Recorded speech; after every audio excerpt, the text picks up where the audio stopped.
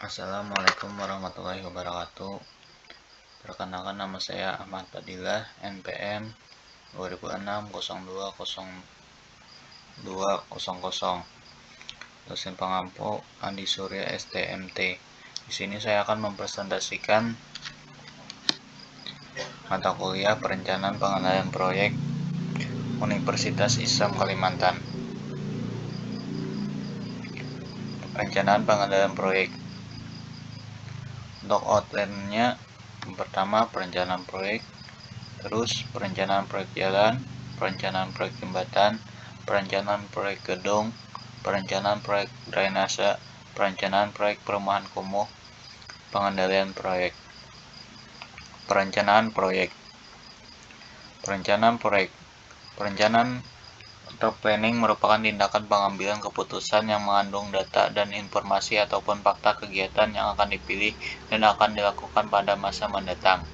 Perencanaan proyek adalah celah pertama pada langkah-langkah sumber daya, dana, dan jadwal yang diinginkan untuk menyelesaikan proyek. Perencanaan proyek adalah tahapan dalam manajemen proyek yang mencoba meletakkan dasar tujuan dan sasaran, sekaligus menyiapkan segala program teknis dan administratif untuk diimplementasikan.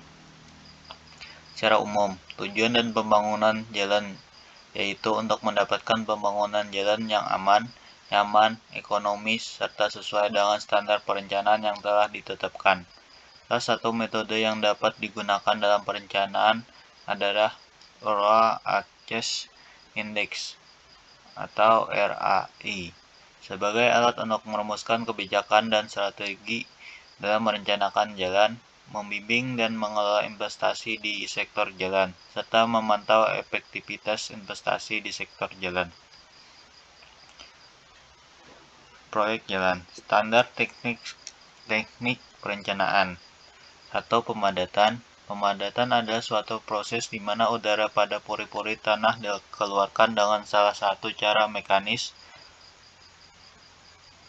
menggilas, memukul, atau mengolah tanah yang dipakai untuk pembuatan tanah dasar pada jalan, tanggul, bendungan. Tanahnya harus dipadatkan. Hal ini dilakukan untuk pertama, menaikkan kekuatannya, terus memperkecil daya rembesan airnya, kemudian memperkecil pengaruh air terhadap tanah tersebut.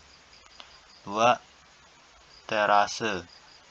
Terase jalan adalah proyeksi sumbu jalan pada bidang horizontal. Terase jalan terdiri dari garis-garis lurus yang dihubungkan dengan garis-garis lengkung. Garis lengkung tersebut dapat terdiri dari busur lingkaran ditambah busur peralihan ataupun busur lingkaran. 3. Geometri meliputi beberapa hal seperti kendaraan rencana, kecepatan rencana, lebar jalan, lengkung horizontal, lengkung vertikal, landai maksimum, faktor keselamatan jalan, pemasangan rambu dan pelengkapan jalan. 4. Superelevasi. Superelevasi adalah kemiringan melintang permukaan pada lengkung horizontal. Superelevasi bertujuan untuk memperoleh komponen berat kendaraan untuk mengimbangi gaya sentrifuga. Perencanaan proyek jembatan. Jembatan adalah bangunan pelengkap jalan yang berfungsi melewatkan lalu lintas yang terputus pada kedua ujung jalan akibat adanya hambatan. Standar umum perencanaan jembatan sesuai dengan Surat Edaran Menteri PUPR nomor 07/SE/M 2015, 23 April 2015. Persyaratan umum perencanaan jembatan mempertimbangkan 1. Kekuatan dan stabilitas struktur. 2. Kemudahan pelaksanaan pemeliharaan dan pemeriksaan. 3. Pertimbangan aspek lingkungan, sosial, dan aspek keselamatan jalan. 4. Kenyamanan dan keselamatan bagi pengguna jalan. 5. Keawetan dan kelayakan jangka panjang. 6. Ekonomis. 7. Estetika. Perencanaan proyek jembatan. Persyaratan teknis perencanaan. Persyaratan teknis proyek jembatan salah satunya yaitu penyelidikan tanah. Dapat dilakukan dengan metode penyelidikan lapangan dan penyelidikan laboratorium sebagai berikut. 1. Penyelidikan lapangan. Boring Standard Penetration Test atau SPT. 2. Sundir Talcon Penetration Test atau CPT. Kemudian Pen Search Test atau PST. 2. Penyelidikan laboratorium.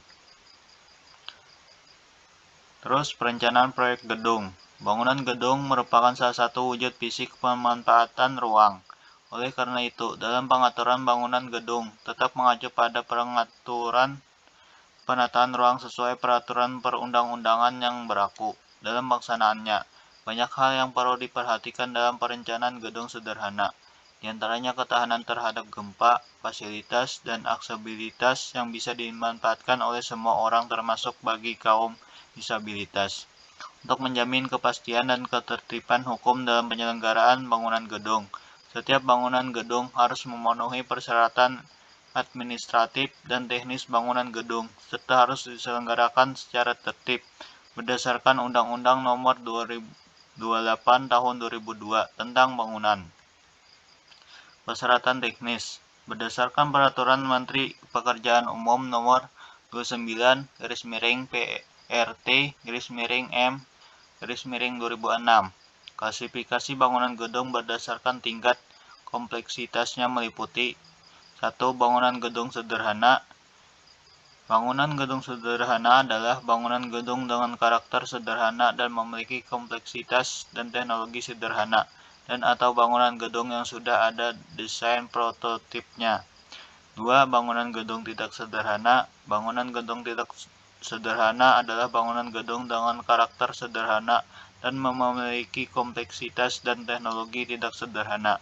3. Bangunan gedung khusus. Bangunan gedung khusus adalah bangunan gedung yang memiliki penggunaan dan persyaratan khusus, yang dalam perencanaan dan pelaksanaannya memerlukan penyelesaian dan atau teknologi khusus. Perencanaan proyek drainase.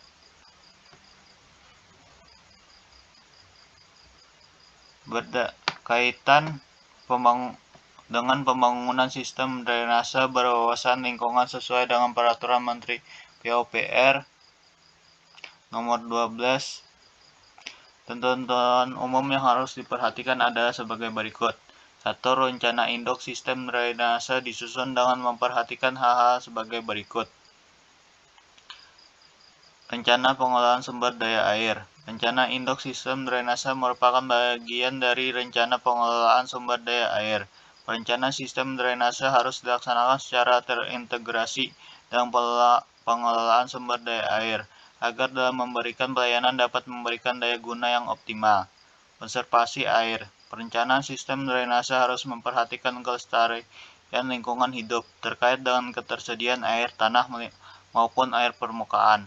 Oleh karena itu, perlu dilakukan upaya konservasi air agar ketersediaan air tanah dan air permukaan tetap terjaga.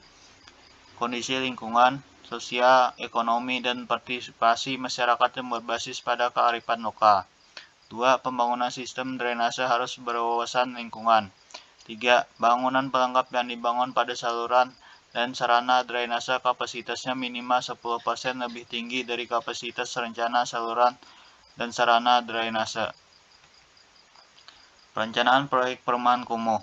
Standar umum perencanaan ini mengacu pada Permen PUPR Nomor 14/PRT/M/2018 tentang pencegahan dan peningkatan kualitas terhadap perumahan kumuh dan permukiman kumuh. Dalam proses perencanaan penanganan permukiman kumuh perkotaan ada beberapa tahap yang harus dilaksanakan. Pertama, mengidentifikasi lokasi melalui analisa 7 aspek kekumuhan, delineasi permukiman kumuh perkotaan, dan mengenali format data numerik. Kedua, menilai tingkat kekumuhan lokasi, menganalisis lokasi secara sosial dan budaya, pembiayaan dan program kegiatan, analisis mengenai dampak lingkungan, AMDA, serta nilai strategi lokasi. Perumahan kumuh. Perencanaan skala lingkungan merupakan rencana penanganan kumuh dalam skala lingkungan dengan ciri-ciri sebagai berikut. 1. Delineasi luasan penanganan kumuh relatif lebih kecil daripada skala kawasan.